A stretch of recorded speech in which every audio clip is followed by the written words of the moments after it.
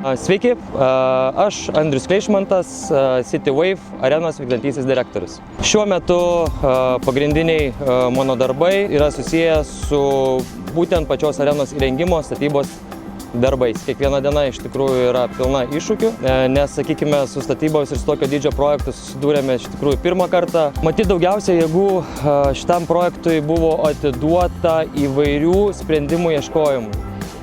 Nes kiekvienoje vietoje, nesvarbu į kokią instanciją, ar su rangovu, ar su projektuotoju, ar su architektais kalbant, visi sako, kad tai yra nestandartinė situacija, nes projektas pats yra unikalus ir precedentų neturintis. Norime iš tiesų pasidžiaugti, kad įveikus visus pagrindinius didžiuosius statybinius iššūkius, šiuo metu atliekame intensyvius lengvuosius konstrukcinius darbus pastato viduje tiek išorėje ir greitų laikų rudenį pakviesime visus kartu prisijungti prie mūsų su gera nuotaika ant bangos, tobulėti ir plaukti kartu.